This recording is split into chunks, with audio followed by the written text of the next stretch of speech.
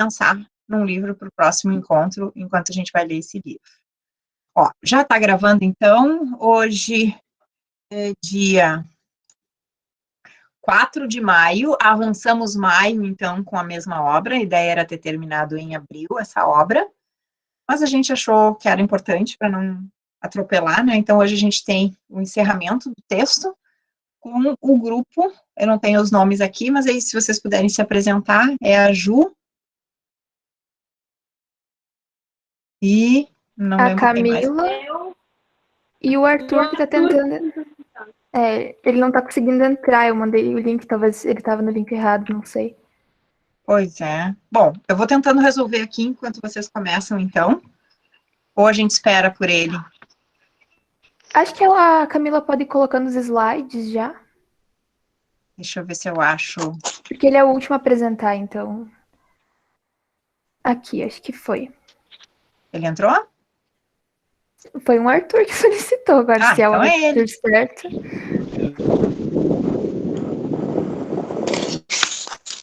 Mais alguém, será que está tentando entrar e não consegue? Eu não sei. Mas conforme forem solicitando, eu vou. Tá. Da apresentação não tem problema. Vamos lá, então. Vou mutar aqui com vocês. Podemos começar. Beleza. Então, boa noite, primeiro. A gente vai apresentar o capítulo 7 do livro Tecnodiversidade. E o capítulo ele é intitulado 100 anos de crise. Essa apresentação, então, ela foi feita por mim, Juliana, porque eu estou no login do Frones, mas é a Juliana, e a Camila e o Arthur. Pode passar o slide. Bom, a gente vai começar explicando um pouco sobre a dinâmica da apresentação. O texto em si é dividido em 3 partes, e por causa disso a gente também dividiu a apresentação em 3 partes para ficar melhor, assim, a apresentação, né? Eu vou começar, a Camila vai continuar e o Arthur vai finalizar a apresentação. A primeira parte do livro, então, desse texto, dessa parte do livro, vai falar sobre o centenário da crise do espírito. Além disso, além desse tipo, da crise do espírito, o texto em si vai falar muito sobre a crise informacional, que decorre do que o autor chama de monotecnologismo, que, conforme for explicando, vai ficar um pouco mais claro essa ideia. Inicialmente, então, sobre a crise do espírito, o autor ele vai resgatar a data de 1919, o final da Primeira Guerra Mundial, para falar de um autor, que é o Paul Valery, que escreveu um livro intitulado A Crise do Espírito. E ele escreve que, então, assim, ele escreve a seguinte frase: nós, civilizações tardias, também nós sabemos que somos mortais. Assim, então, da publicação desse livro, em 1919 até os dias de hoje, forma esse centenário de crise do espírito. E daí o autor, então, nesse capítulo em si, ele vai falar muito sobre a pandemia, e ele vai falar que essa pandemia do Covid-19 chega para reafirmar essa fragilidade da raça humana. Mais do que isso também, o autor ele vai falar sobre o niilismo, e ele vai falar que o niilismo ele já assombrava a Europa já antes de 1914, que é um pouco sobre o espírito tragista que ele falou antes, no capítulo 5, se não me engano, e ele vai trazer novamente aqui. Pode passar o slide. Tá. Sobre esse niilismo que o Valery critica e que o autor também vai criticar, o autor vai trazer que o niilismo, então, ele é alimentado pela aceleração tecnológica e pela globalização. O Valery, inclusive, ele vai criticar essa postura universalizante dos fenômenos e que isso sequer poderia ser possível, essa globalização dos fatores tecnológicos. Ele vai colocar que a ameaça dessa divisão universal do Ocidente, inclusive, não poderia ser superada por esse espírito tragista europeu que foi difundido como niilismo. Então, a globalização ela não poderia ser superada pelos próprios europeus com esse espírito tragista. O autor ele já falou sobre a tragédia no capítulo 5, como eu falei, recém, e aqui ele vai retomar e vai relembrar 2 sentidos para isso. A tragédia grega e o sentido de lógica do espírito que se lança a resoluções das contradições que surgem no seu interior. Nesse contexto, o autor ele também vai retomar os seus escritos sobre o iluminismo para relembrar que disso decorre o declínio do monoteísmo e a ascensão do monotecnologismo ou tecnoteísmo, que eu tinha citado recém há pouco, que seria então esse transhumanismo de hoje, ou seja, é uma crença de que o homem não é tão frágil assim, que o homem seria imortal. Que a gente seria imune a tudo e que se desse errado nesse planeta, a gente podia ir para Marte, a gente pode ir para outro planeta. Então, ao mesmo tempo que tem esses 100 anos de crise de espírito em que uma pandemia vem e reafirma que nós somos criaturas frágeis, por outro lado, tem essa crença de monotecnologismo que o homem ele é imortal. Bom, isso aí. Para finalizar, então, essa primeira parte, eu trouxe 2 citações do texto, e essas frases elas vão retratar bem o que o autor traz para finalizar essa primeira parte, que é uma crise autoimune, que ele vai falar então sobre isso. Para iniciar, ele vai trazer o exemplo do ataque às Torres Gêmeas, que desestabilizou a tecnopolítica que a gente tinha e que a gente ainda tem, pois uma arma que foi criada, ele coloca, né, que uma arma que foi criada nos Estados Unidos. E assim eu trago a primeira frase, já que com isso a globalização é a criação de um sistema de mundo cuja estabilidade depende da hegemonia tecnocientífica e da economia. Ou seja, o ataque de 11 de setembro foi uma ruptura desse sistema que era estável, era hegemônico e que tinha sido idealizado pelo Ocidente, e isso levou a uma resposta imunológica, que, de acordo com o autor, é manifesta pelo estado de exceção que virou permanente e constante, o que também foi reafirmado com a pandemia. Também sobre a pandemia, ainda o autor ele mais para frente vai falar um pouco sobre uma resposta imunológica política dos estados em relação às fronteiras, que a Camila vai explicar um pouco mais para frente.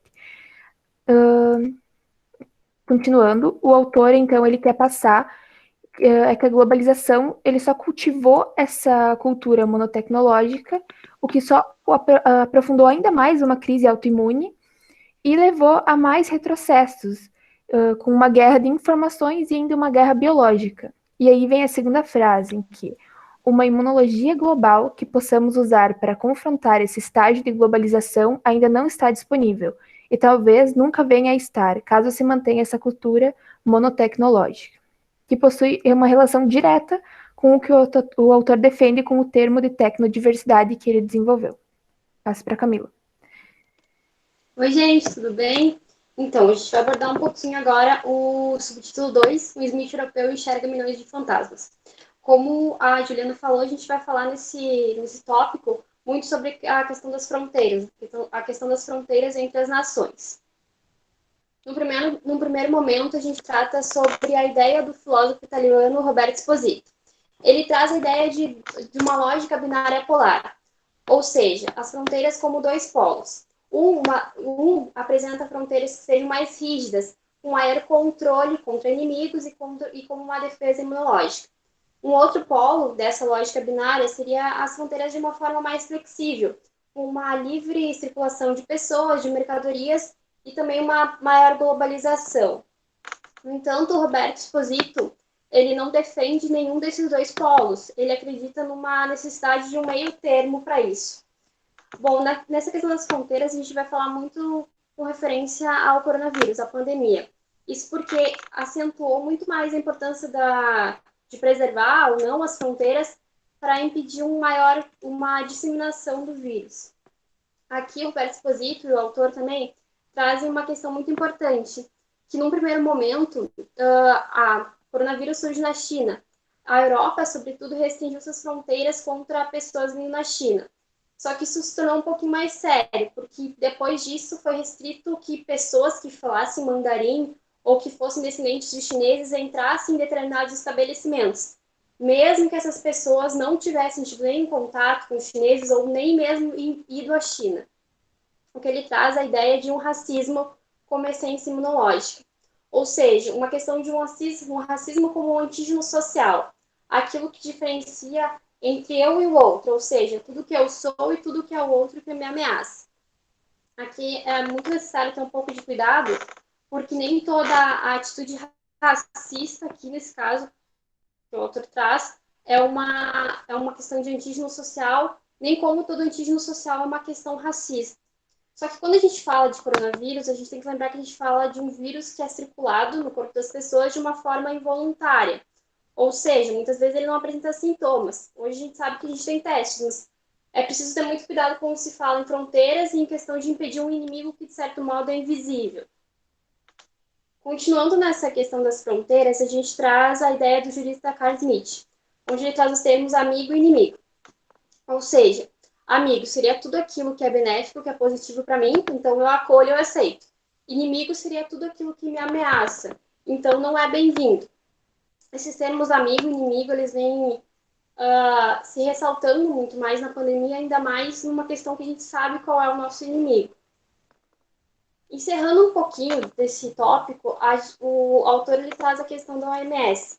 Ele faz uma referência, uma analogia, enfim, com a Liga das Nações Unidas. A Liga das Nações Unidas ela foi criada para permitir que a gente não viesse a ter... Ela foi criada depois, no fim da Primeira Guerra Mundial, para impedir que a gente voltasse a ter uma Segunda Guerra. Só que, no entanto, a gente teve a Segunda Guerra Mundial.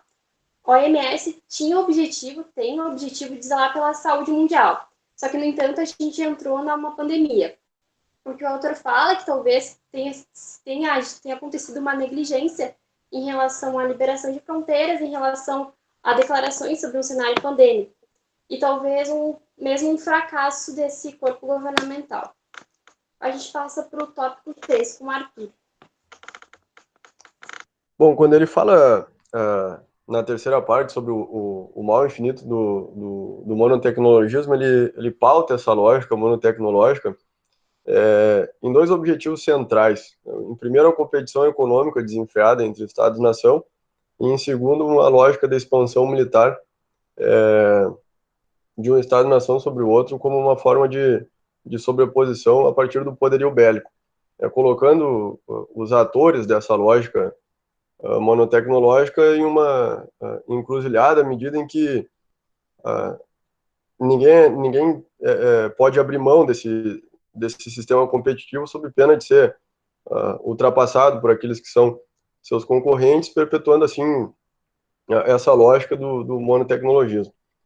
Para que melhor explique a perspectiva monotecnológica, ele se utiliza da metáfora do homem moderno do Nietzsche, contando sobre um grupo de pessoas que embarca em uma viagem rumo ao infinito sem se aperceberem de que o infinito ele não constitui um ponto de chegada. E quando esse grupo ele se dá conta, já no meio da jornada, de que o infinito é um ponto inalcançável, o terror toma conta do grupo à medida em que se apercebem que já chegaram tão longe que não existe mais um caminho de volta. E a lógica monotecnológica, que em meio à competição entre Estados e nação, ela se esquece da preocupação que deve dispensar ao sujeito enquanto pessoa, e ela se pauta sobre a lógica de um crescimento econômico, digamos que irracional, e mede a preocupação com o sujeito à proporção em que ele é capaz de contribuir para a sua expansão, seja ela econômica, seja ela militar. E aí, rebuscando o tema da crise do coronavírus, ele exemplifica o raciocínio demonstrando que as medidas, em sua grande parte, buscadas pelos Estados-nação como forma de dirimir a propagação do vírus e a expansão dos vírus, elas não visaram a diminuição das consequências dessa propagação a partir de uma lógica de proteção do ser humano em si, mas sim sob uma lógica de pensadas a partir do impacto econômico que tais medidas elas trariam. E continuando, ele sustenta que, em que pese a crise do coronavírus, ela não, nas palavras do autor, não sejam uma vingança da natureza, digamos assim, ela é o resultado dessa cultura monotecnológica expansionista. Porque pela competição em que se sustenta, o monotecnologismo ele ignora a necessidade de que os indivíduos que compõem a sociedade, os atores sociais, eles possam viver em harmonia e coexistência com o planeta Terra e com o cosmos em si, porque a nanotecnologia ela se pauta em uma contínua lógica colonizadora e exploradora do planeta. Em determinado momento da terceira parte do capítulo, ele cria um comparativo até mesmo com o imperialismo, porque ele diz que a lógica monotecnológica ela vai, enquanto esgotar os recursos do planeta Terra e assim vai passar a explorar Marte e assim por diante, né, numa cultura do desenvolvimento em si. E essa lógica, ela numa última medida, ela vai gerando o esgotamento da Terra e da sustentabilidade, ela vai gerar ao indivíduo a geração de mais catástrofes, tais quais a crise da pandemia do coronavírus que a gente vivencia hoje.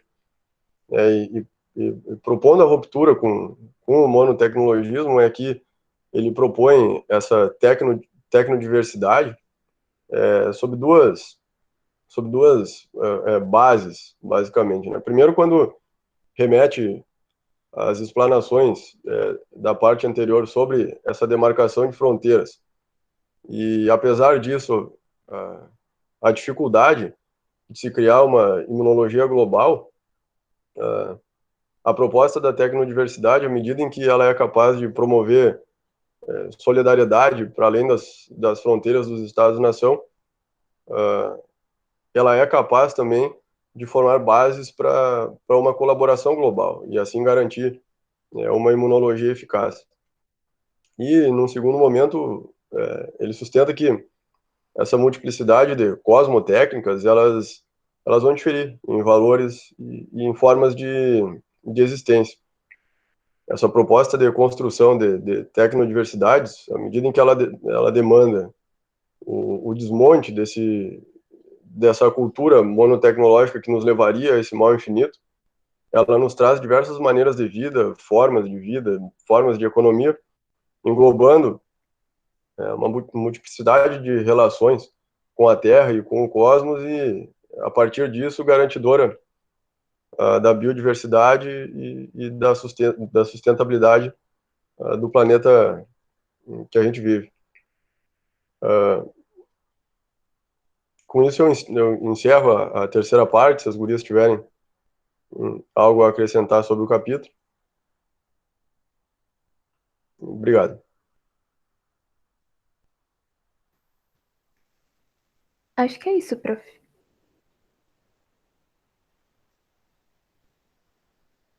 Ai, não estava conseguindo abrir meu áudio. Muito bem, pessoal. Esse é o último capítulo do livro. E percebam que ele traz algumas conclusões aqui, mas de todos os anteriores, e a gente pode conversar sobre isso, esse ele se aproxima do que nós estamos realmente, né, vivendo, né? Mas porque tudo que ele falou nos anteriores a gente está vivendo, mas isso que está muito presente hoje, né? Isso que a gente está sentindo na pele, tá? Que é a primeira pandemia do século XXI, né? Infelizmente, mas felizmente a gente sabe disso.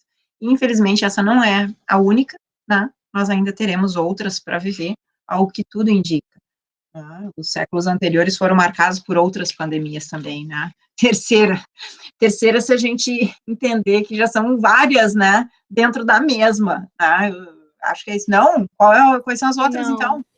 A gente teve a SARS em 2002 e o H1N1 em 2008, 2009. Mas elas foram categorizadas como pandemias? Sim. É. A OMS mudou a categorização dos tempos para cá.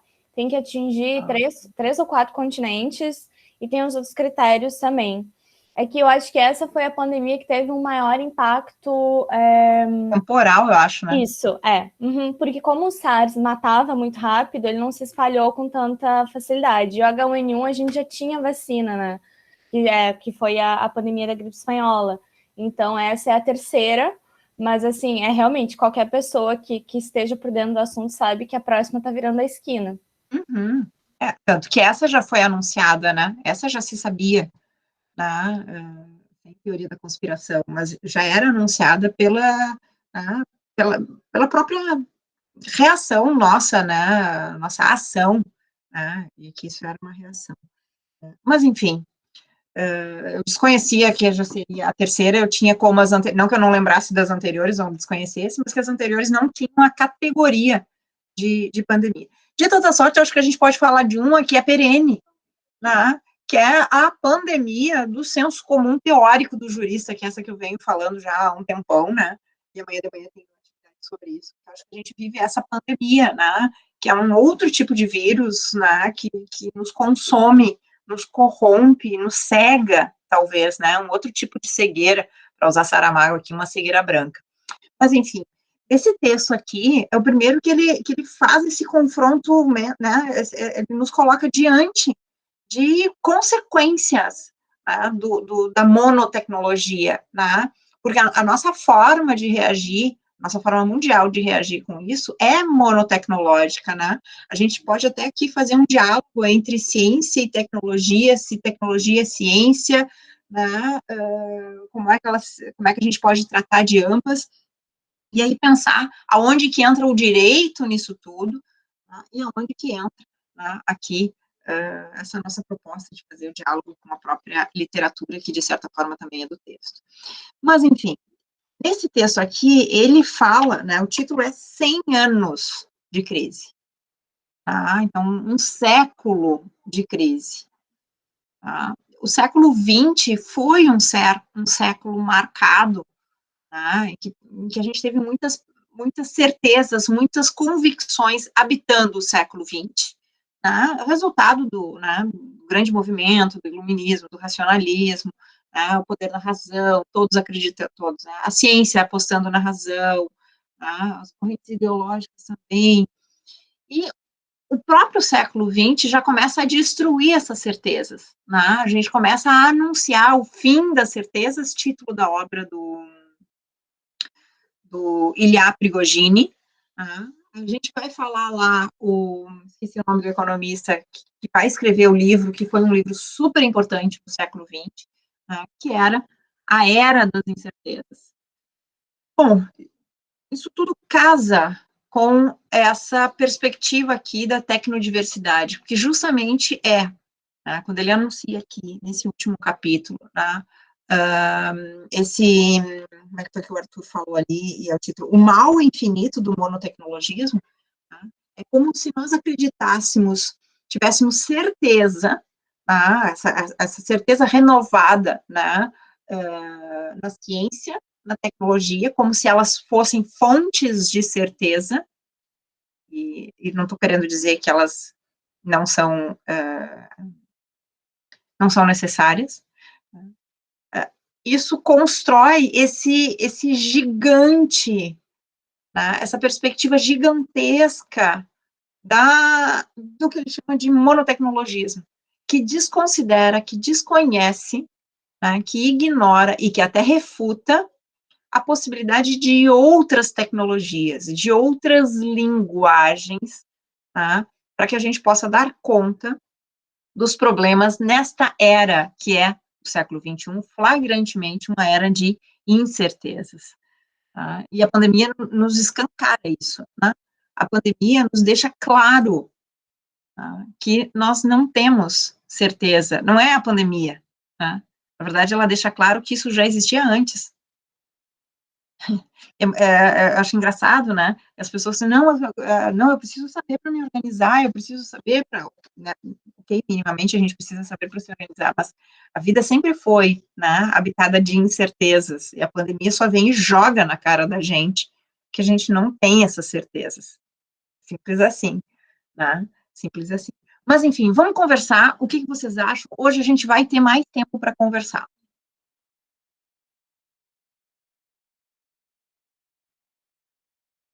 O que, Bruna, que tu ficou na dúvida? A Bruna escreveu ali, eu também. Ah, tem mais textos acima, né? O Medeiros falando que em 2014 a OMS alerta para uma outra pandemia, Tá?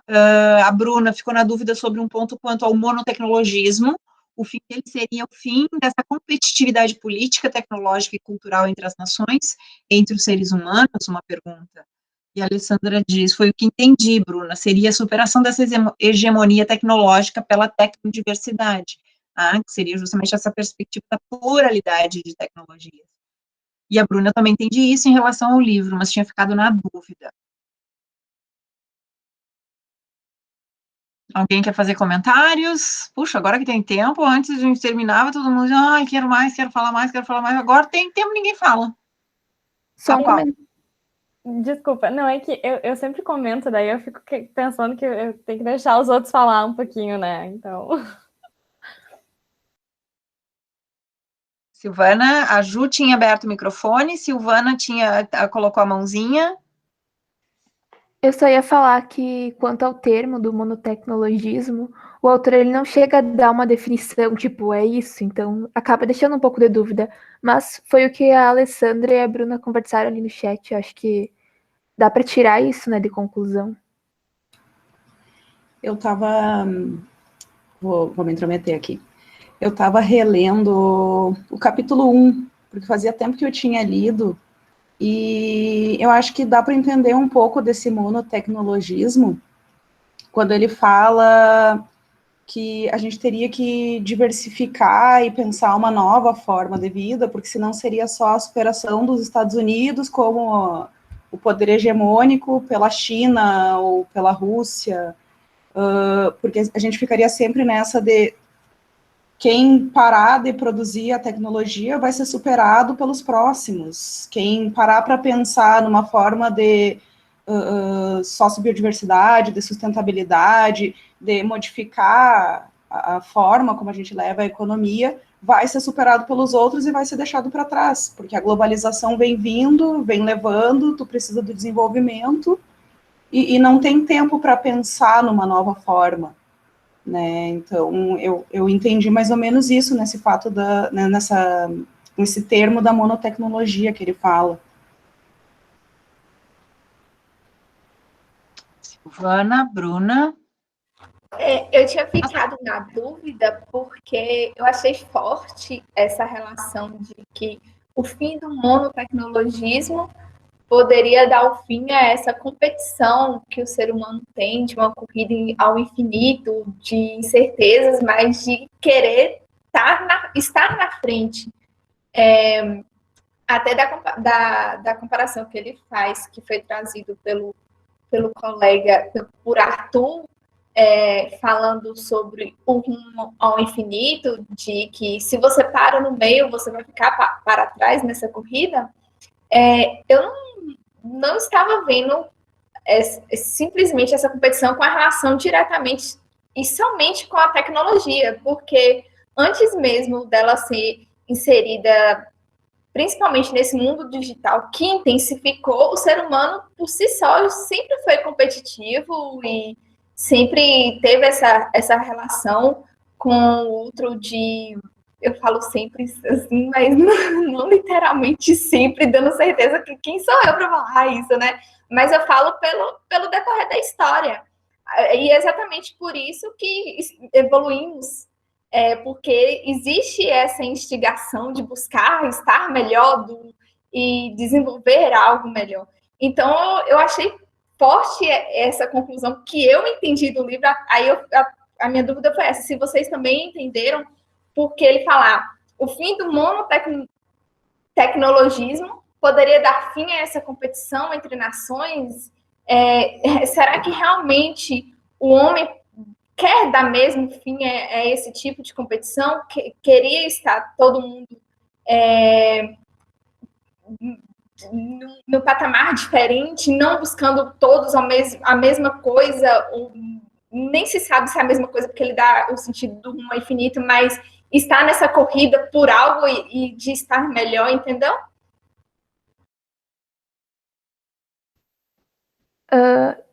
Só para falar, assim, eu acho que o autor ele vai colocar isso muito porque a percepção dele é que um monotecnologismo ele vai levar muito em consideração uma ideia de evolução ocidental, né? Que nem tu falou, essa competição que vai levar a uma evolução.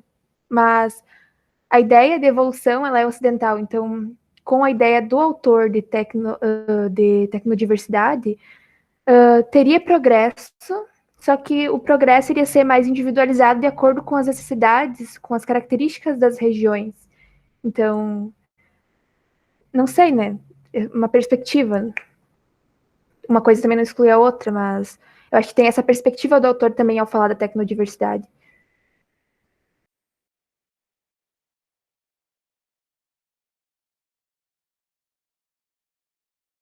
Silvana já falou. Gostaria de fazer só uma... A Silvana já falou? Não.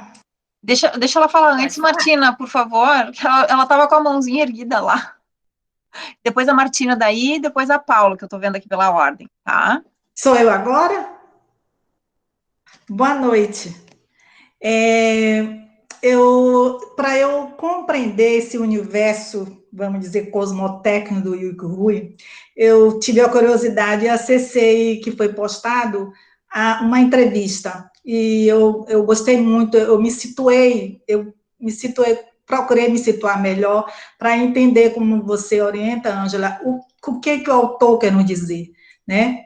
Então, para até chegar na cosmotécnica, nesse universo da tecnodiversidade, da cosmotécnica, ele fala, pela entrevista, os apanhados da entrevista, que nós temos que questionar a epistemologia do que seja sistema, a sua natureza, estudos postulados, porque a tecnodiversidade e a cosmotécnica seria uma viabilidade de um terceiro sistema. Eu entendi dessa forma, porque o primeiro sistema, ele faz um apanhado histórico, ele sempre faz esse resgate histórico, filosófico, é o sistema mecânico de Descartes, para as ciências físicas. Depois nós vamos ter um segundo sistema, que é o sistema orgânico, trazido por Kant. E isso influencia nessa relação com a concepção de Estado. Então, Hobbes se coaduna com o sistema mecânico de Descartes, o Estado hobbiano, e o Estado de Hegel é o Estado orgânico que se conecta com o sistema orgânico de Kant. E aí ele vem avançando no tempo, né, para chegar na globalização e no cenário da tecnodiversidade, a globalização como uma nova ordem geopolítica posta, que todos nós somos atores, estamos vivenciando isso, historicamente, culturalmente falando, né? Então, nesse sentido, se ele nominou todos os sistemas e atribuiu nomes dos grandes filósofos, dos grandes pensadores ocidentais, isso foi uma observação que eu fiz, o Yu Ku Hui de Hong Kong, né, pontuado, né, a origem dele, ele é chinês, mas ele se apropria, eu achei isso de uma ousadia, né, uma ousadia num bom sentido, de se apropriar ele de uma outra, que a gente divide entre Oriente e Ocidente, né, aí a vivência dele, claro, toda a formação acadêmica dele é para a parte ocidental, só para a gente entender, não é para a gente separar, mas para a gente se entender pedagogicamente falando, e ele vem nessa terceira via dessa cosmotécnica. Quem seria, então, associado a essa visão de cosmotécnica? Se o primeiro sistema mecânico é Descartes com o estado de Hobbes, hobbiano, e o segundo sistema orgânico é Kant com Hegel. E a cosmotécnica? Seria um terceiro sistema? E que estado seria esse que estaria se insurgindo ou se pronunciando? Ficou essa reflexão, vamos dizer, esse pensamento que foi colocado a partir, eu consegui entender isso, não sei se eu absorvi bem a sistematização da entrevista, mas fica a pergunta. Se considerarmos que cosmotécnicas é um terceiro sistema, quem é o autor, quem teoriza esse sistema? E se está consociado uma formação, uma concepção política de Estado, quem é esse Estado? Qual é a formatação desse novo Estado diante desse novo sistema? É a minha reflexão. Obrigada. Joia, Silvana. Acho que a Martina e aí a Paula. Acho que a Paula primeiro levantou, não foi? Paula. Para o ímpar. Você quer falar, Martina, primeiro? Pode falar. Tá bom. Não, eu só queria assim, fazer umas observações assim, que eu vejo assim, sobre os capítulos do livro. É que, na verdade, esse livro não é capítulos, ele é um compilado de vários artigos, né? De sete artigos do autor. E os primeiros são de 2017. Por isso que a gente fica assim, o último é o que mais está mais próximo da gente, porque ele é o último, ele foi organizado em ordem cronológica. Então não tem, às vezes, não é bem um beabá, assim, no início vai explicando o que é isso. Por isso que às vezes fica meio confuso, mas é só um compilado de artigos que ele já escreveu desde 2017.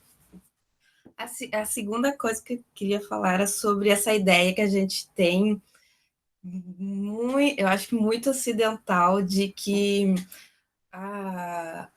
do desenvolvimento, né? Essa coisa que a evolução é o desenvolvimento, se a gente está na tecnologia, isso é desenvolvimento, tudo que a gente tem que estar focado no desenvolvimento, sabe?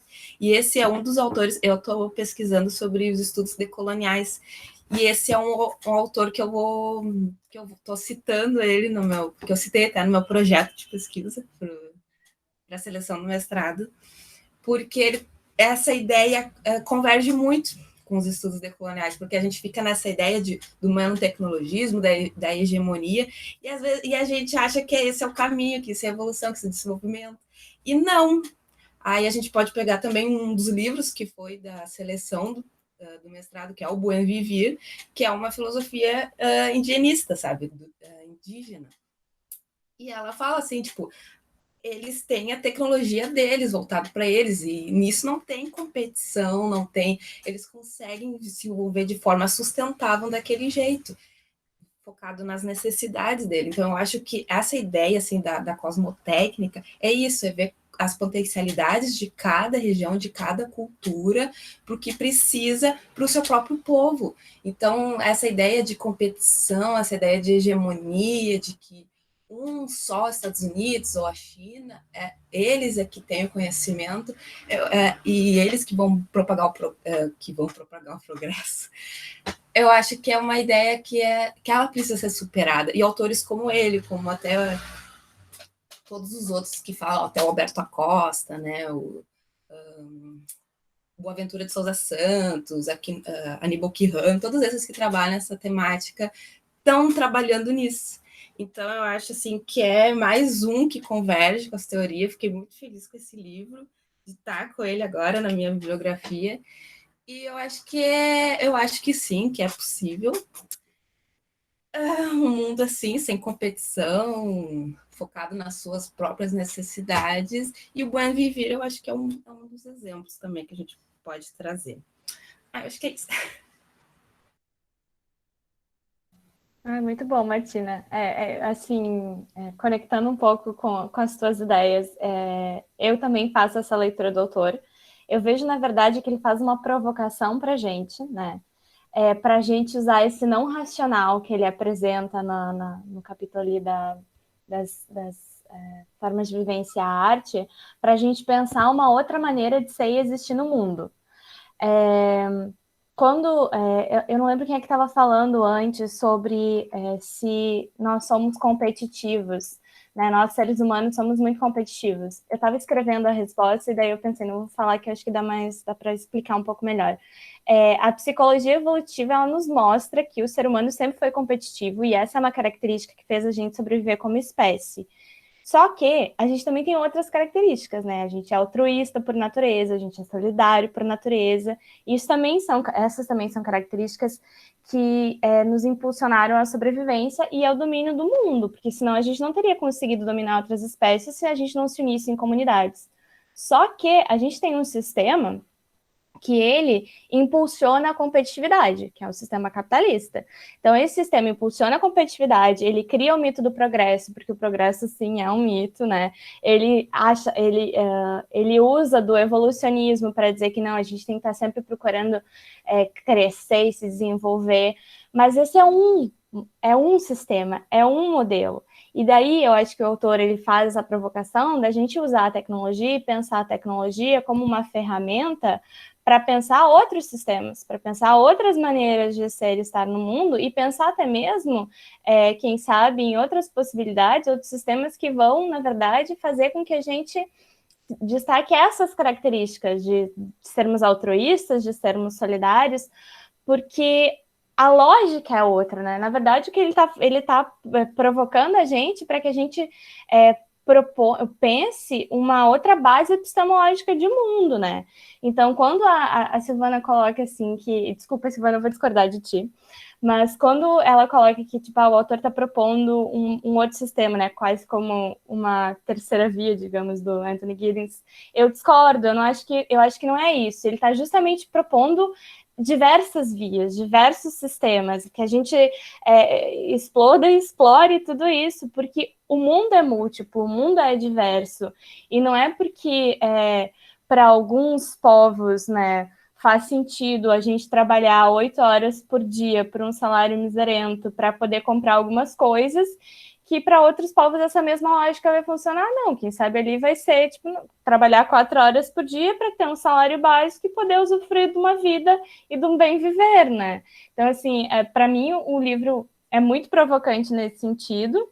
Eu acho que uma coisa que me chamou muito a atenção, que assim, despertou a minha curiosidade ele não cita, em momento algum, os autores da virada decolonial. Eu acho que só na introdução, quem faz a introdução cita o Dussel, né? Isso é uma coisa que me provocou logo no início, mas ele conversa muito com esses autores, mesmo não citando eles. Então, é curioso porque, assim, de vários lugares do mundo, a gente tem pessoas vendo que o sistema capitalista está implodindo, né? Ele está, de alguma forma, nessa crise. O velho está morrendo e o novo precisa nascer, mas e é isso, tipo assim, de vários lugares a gente está vendo que está dando errado, e eu acho que, quem sabe, a gente precisa, né, justamente criar esse ambiente de conversa e de diálogo para pensar essas outras possibilidades. É isso.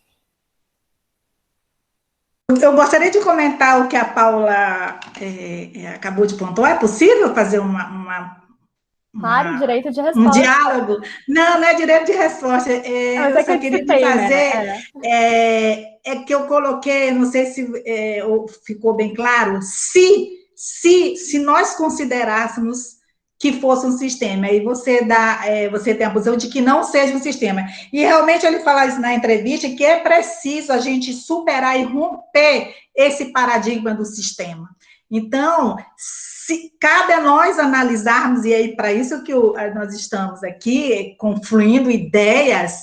Então, se afastarmos a hipótese de que não é um sistema, aí vai cair na fala justamente da Martina, que é procurar soluções locais, problemas locais, o arranjo humano, cultural, social, local, e quebrar esse paradigma de que nós estamos imersos num sistema como se esse sistema a gente não tivesse vontade.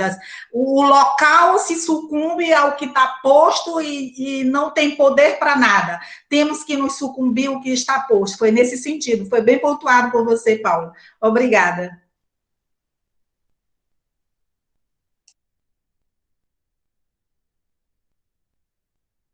Medeiros, queria falar também. Boa noite, estava esperando aqui a sequência. Boa noite, gente. Eu acho que o autor ele consegue fazer algo que é muito difícil, que é perceber a noção de transição. Ou seja, quando a Paula falou de o capitalismo vive em crise, né? A gente vive em crise, o velho está morrendo, o novo precisa surgir, mas existe uma transição aqui que tem que ser percebida. E essa transição, ao final do capítulo, ele vai falar em solidariedade digital. E isso é uma expressão extremamente nova, mas que ele vai dizer, isso está errado. E por que está errado? Porque não é somente você usar uma rede social. E aí ele está chamando a gente, novamente, a repensar, e assim vejo eu, a própria condição de humano. Ou seja, até que ponto o uso da tecnologia nos anula a condição de humano. somos reféns ou sabemos usar ou não a tecnologia. E aí é uma provocação, sim, uma provocação no bom sentido de que é necessário repensar os próprios conceitos. E um outro ponto que ele chama a atenção é quando ele alerta de que, e ele diz isso numa frase, e vai embora no raciocínio, de que o coronavírus ele veio para destruir instituições que já estavam ameaçadas. Então, ele coloca uma frase que aparentemente está solta, mas aí você sofre uma pandemia, e aí você vê estados falindo, você vê instituições em crise, e isso é uma verdade. E isso era impensável para o direito, isso era impensável para muitos conhecimentos postos, de que você tivesse no vírus a destruição de instituições. Então, quando ele coloca isso, ele desmonta o nosso raciocínio muito cartesiano e nos leva a refletir num outro canto, ou seja, no campo das possibilidades, palavra que eu adoro e a Ângela sabe disso, né? Ou seja, quais possibilidades nós temos? Quais possibilidades eu conheço? Né? Que possibilidade eu posso trabalhar? Mas eu acho que, para estas perguntas, que foram 3 que eu fiz, nós ainda temos muito receio de realizá-las, enquanto pergunta. Porque temos receio da própria resposta. E quais instituições são afetadas? A própria instituição do ser humano ela é afetada hoje. Uhum. Quer dizer, solidariedade é como que você retomasse lá o Durkheim. Solidariedade mecânica, orgânica. E aí você traz uma solidariedade digital, que é comum nós vermos nas redes sociais. Como que aquilo fosse solidariedade. Mas é um efeito manada, não é solidariedade. Então, nós perdemos aquilo que há, foi a Paula, né, que falou em solidariedade, que seria inato ao ser humano. Me permita discordar, eu não acho que é inato.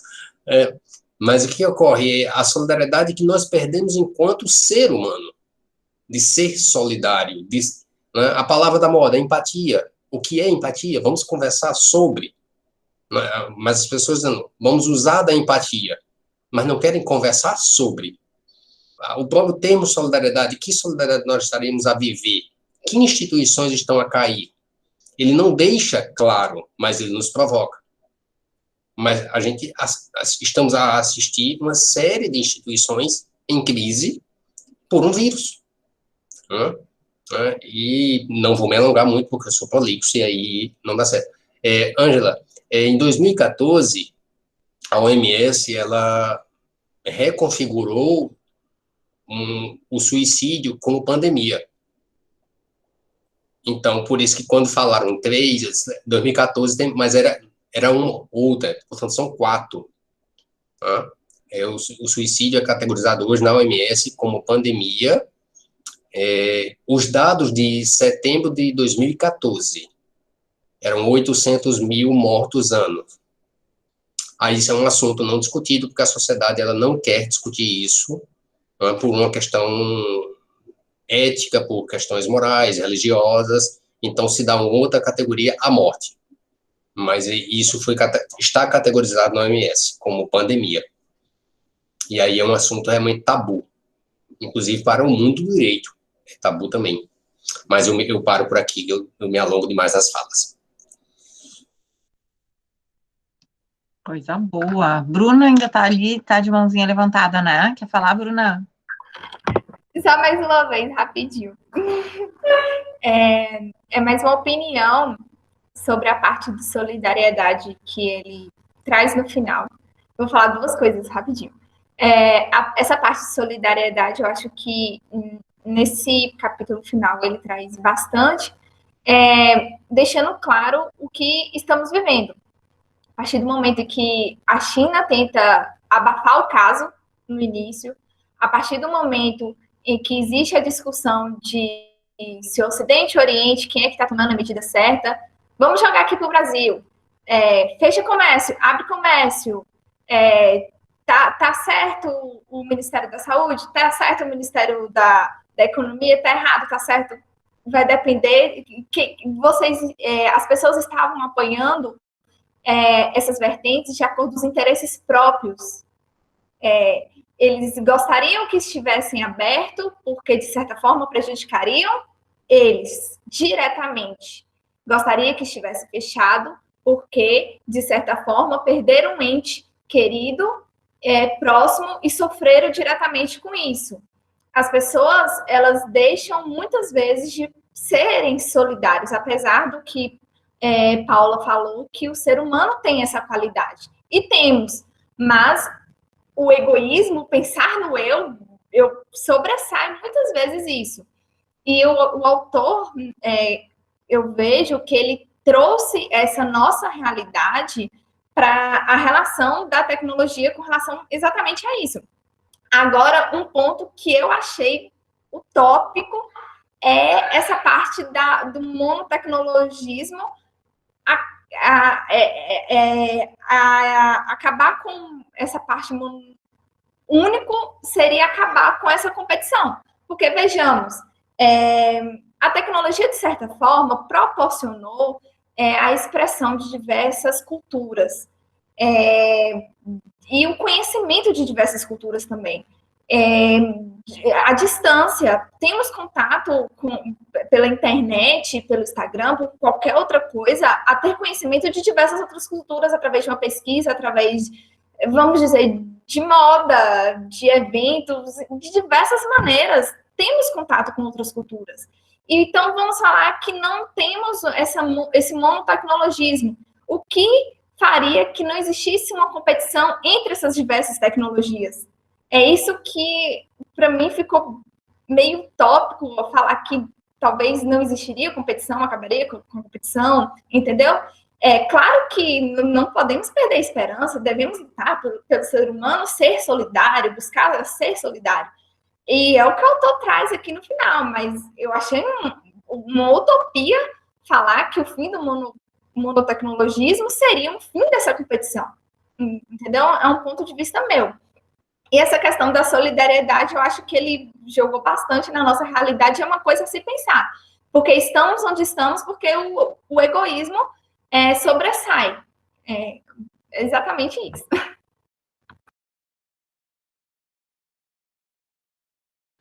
Jóia, o Cássio colocou ali, Bruna,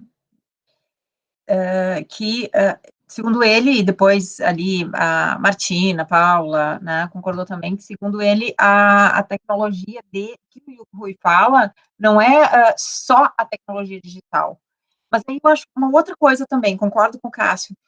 Sabe que a gente deveria se preocupar sempre com os termos dos autores quando a gente está lendo, né? O que ele entende por tecnologia, né?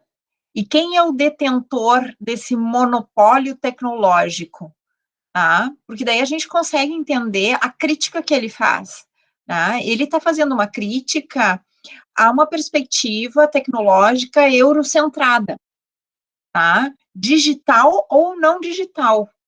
Tá? Por isso que ele é um autor que a gente pode rotular, pode categorizar, pode colocar ao lado de todas as perspectivas decoloniais, tá? Porque ele traz uma proposta emancipatória, tá?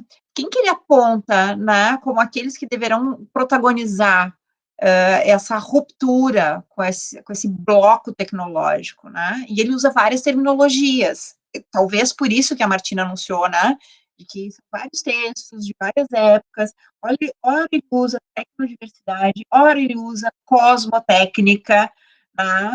Ora ele vai falar de uma tecnologia universal, ora ele vai falar de uma tecnologia singular, ora ele vai falar de monotecnologia. Acho que ele está rotulando, né, no tempo esses textos dele.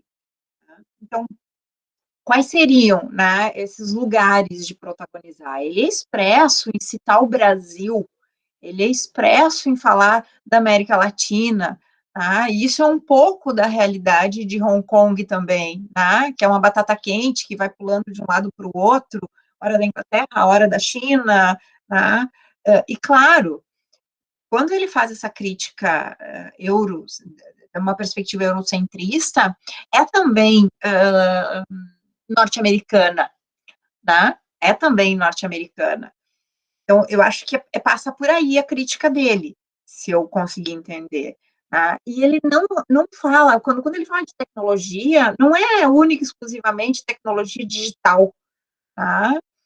Porque até a tecnologia digital é plural, tá? Veja que a gente tende a transformar a própria tecnologia digital, a gente tende a dar ela para um único lugar, tá? Facebook compra um e compra outro e compra todo mundo. Tá? Por que a gente não deixa o TikTok entrar em outros lugares? Por que essa barreira contra outros concorrentes de redes sociais? Tá? Porque uma rede social, para ela funcionar, para ela fazer isso que a Bruna está dizendo, conectar todos e todo mundo, ela tem que ser única. Senão ela não conecta todos e todo mundo. Conecta todos e todo mundo que está lá dentro. Tá? Então, claro, só que aí... deixa eu dividir com vocês um medo que eu tenho dessa perspectiva, né, no futuro, assim, se a gente projetar tudo isso para daqui a muito tempo, tá? Porque tudo sempre tem dois lados, né? O liberalismo rompeu com o antigo regime e nos trouxe até aqui, e agora a gente faz as críticas. Claro, o liberalismo é muito mais complexo do que só o liberalismo econômico, tem o liberalismo social, político, etc, etc. Mas a proposta dele, ele vai encerrar ali, ó. A última frase. O que talvez realmente precisemos seja uma solidariedade concreta. Veja que ele diz talvez, né? É uma aposta. E também deve ser uma aposta. Tá? É uma solidariedade concreta que permita o surgimento da diferença e da divergência antes que caia a noite. Tá? Só que tem um lado que talvez esse discurso da diversidade e do respeito às diferenças, a gente já percebe um lado também perverso disso, que é o lado da segregação. Ok, né, que é aquela coisa que a gente vai criticar, que eu tolero o diferente, eu deixo que ele exista, né? Mas ao nível de que a diferença existe. Percebe que o diferente tem que desaparecer, não nesse sentido que a gente está falando né, de eugenia. Não, tem que desaparecer porque eu nem percebo que ele é diferente. Entende? Não sei se eu consegui me expressar aqui. Porque quando a gente está falando de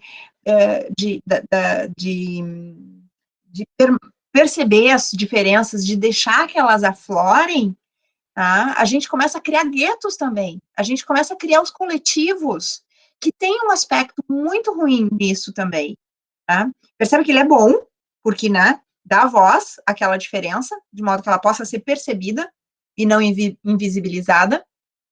Mas lá na ponta, o que realmente a gente quer é que essas diferenças sejam invisibilizadas.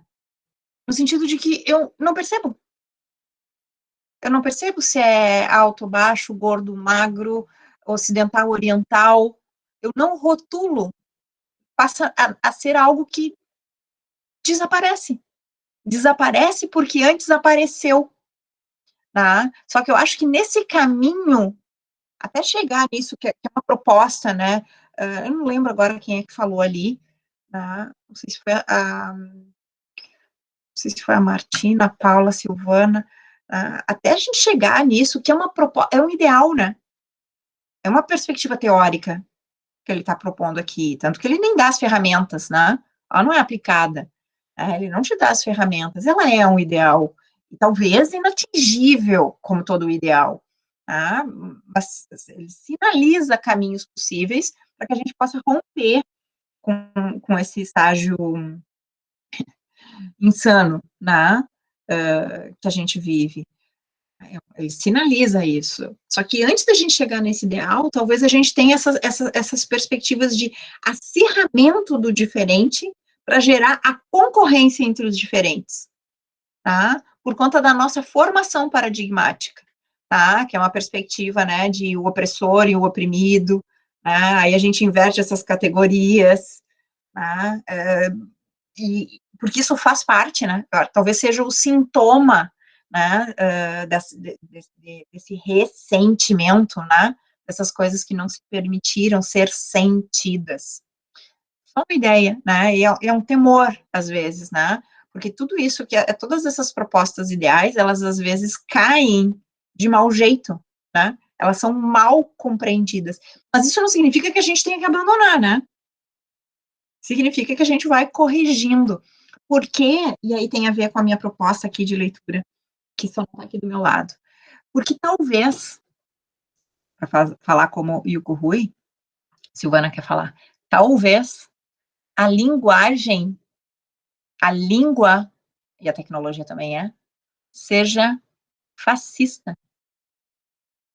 E a gente precisa trapacear a língua, trapacear a linguagem. E a gente trapaceia isso, a gente vai descobrir. Deixa a Silvana falar primeiro. Vai lá, Obrigada, Silvana. Ângela. Você, Rata, hoje está super gostoso, né, com todas essas reflexões, mas na minha parca leitura, vamos dizer assim, eu considero o Yuki um grande observador, e a nos trazer essas grandes reflexões que nós estamos. Com certeza o mundo todo também deve estar alvoroçado com essas colocações, com essas observações. E, inclusive, também alguém citou, que já fez a citação, eu também aproveitei no trabalho da pós e já citei num trabalho sobre reforma constitucional, e fiz a citação quando ele faz referência a Kant, né, essa perquerição ou essa perseguição a essa paz perpétua, né? A gente vive de esperanças. Sem esperanças, nós não podemos. Acaba-se tudo se encerra. Então, essa perspectiva de uma paz entre nós, nessa aldeia global tão competitiva, incerta na sua grande maioria no modo de produção, não vamos falar de sistema, mas no modo de produção altamente competitivo e concentrador, e os nossos estados, as nossas concepções de Constituição se pautam nessa seara desse chão econômico, e nós vemos aí o resultado, realmente nos faz pensar, ao mesmo tempo, em um descrédito, mas, ao mesmo tempo, nos faz acreditar em algo. Isso faz parte da nossa natureza humana. Que bom que nós estamos aqui com esse grupo de jovens, né? Por isso que eu disse que eu era pesquisadora master, porque eu penso que eu sou a mais velha do grupo. É muito bom estar esse momento de troca de ideias e de concepções dessa geração que está por vir, não que nos meus 50 a mais, vamos falar assim, tenha perdido a esperança, mas é muito bom trazer essas leituras ou releituras, porque isso faz parte do caminhar. Isso faz parte do caminhar. E que bom que a Universidade de Santa Maria está nos proporcionando isso. É isso que eu queria dizer. Obrigada. Ah, que legal, Silvana. Eu que agradeço. Alguém tinha erguido a mão aí antes? Ó, eu vi que o pessoal tá uma onda meio Sem querer. Ah, tá. Mas não quer falar, Bruna, mais? Não? Eu vi que vocês colocaram ali algumas questões ali no chat, meio deprimidos até, perdendo as esperanças, né? Vamos ver, o Cássio está falando aqui, alternativa é a diversificação, não a unificação. Esse é o grande mal da globalização, né?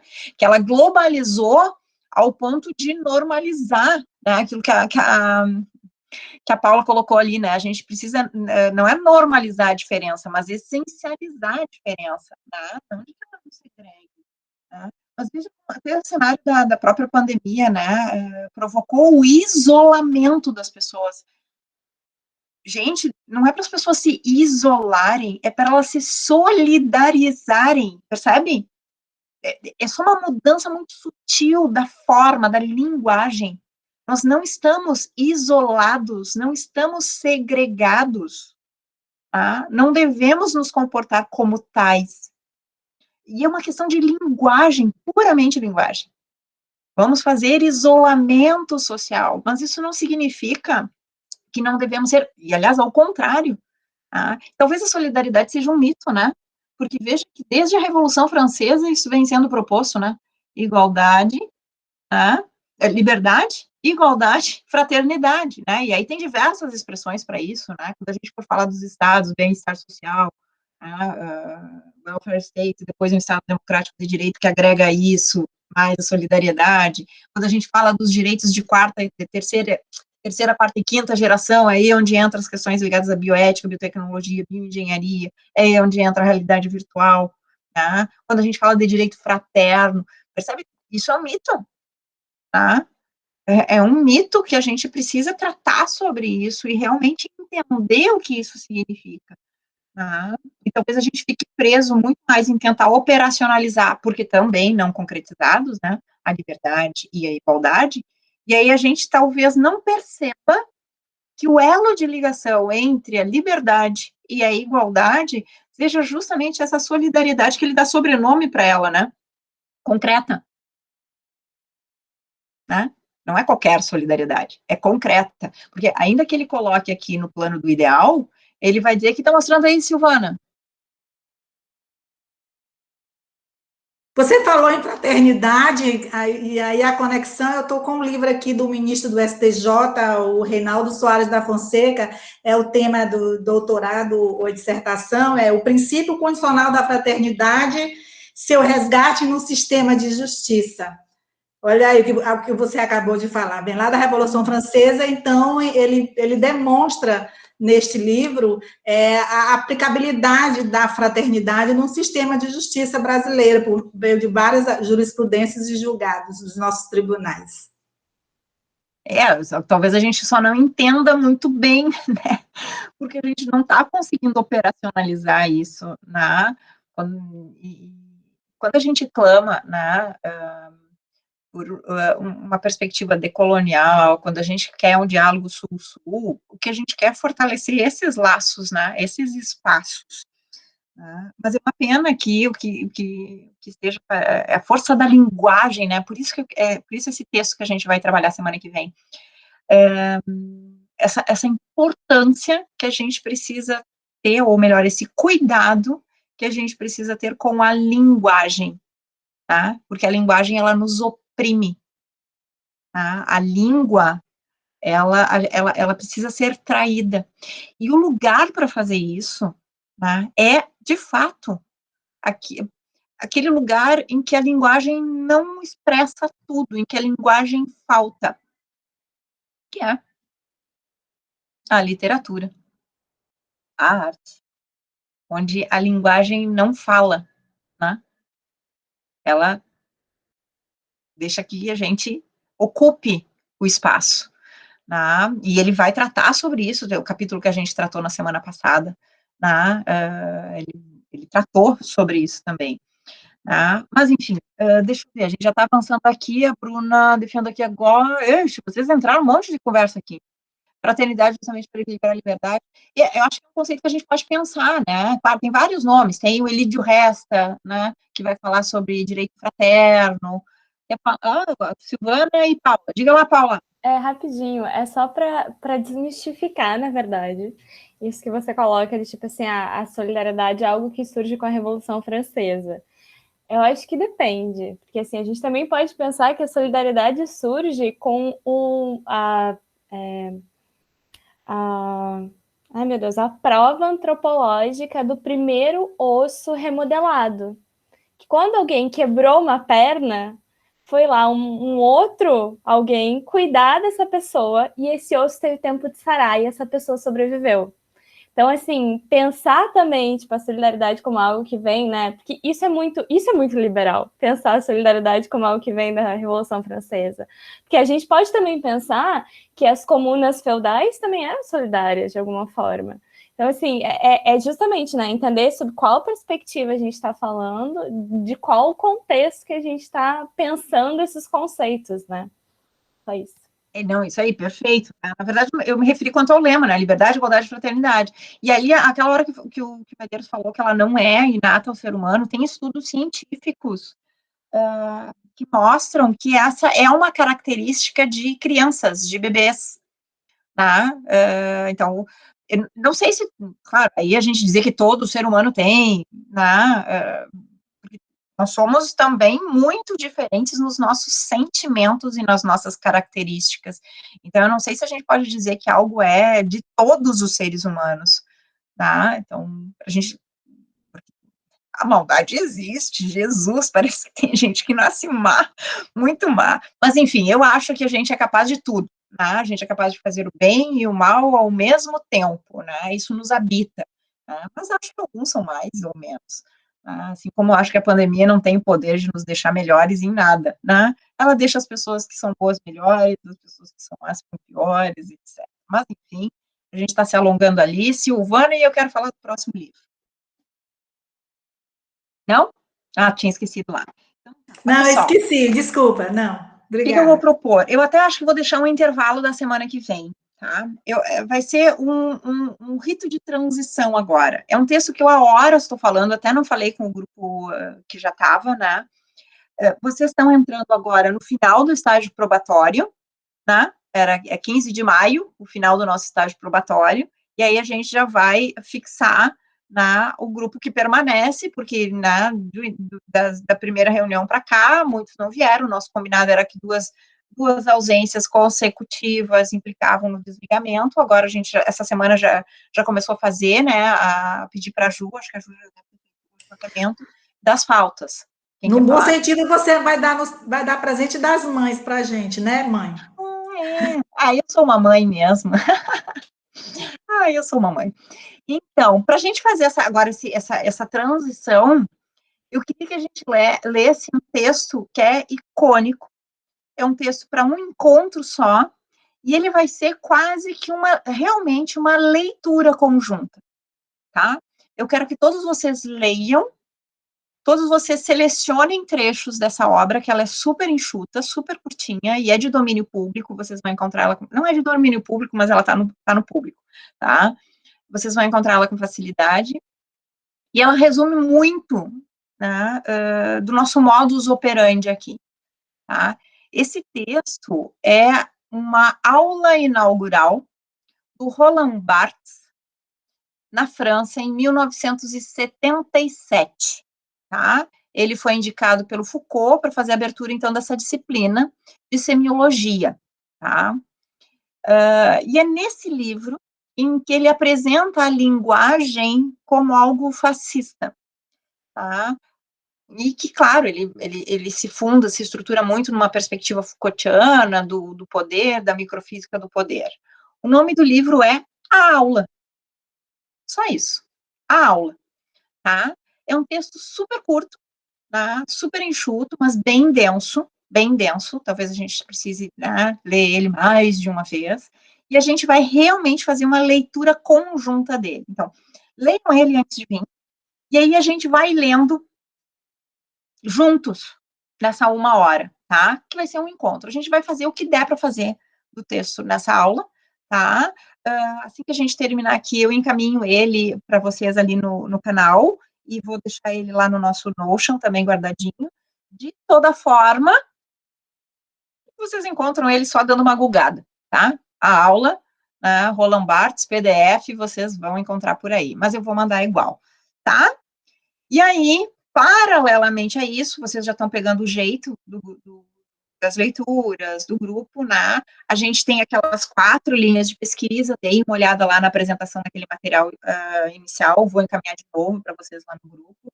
Tá? Comecem a dar uma olhada nas linhas de pesquisa, a etapa seguinte agora, a gente fazer a leitura mais de uma obra, e depois a gente vai se dirigir para os subgrupos, tá? A gente vai se dividir para as linhas, tá? E aí fazer encontros de linhas e encontros de grupo, tá?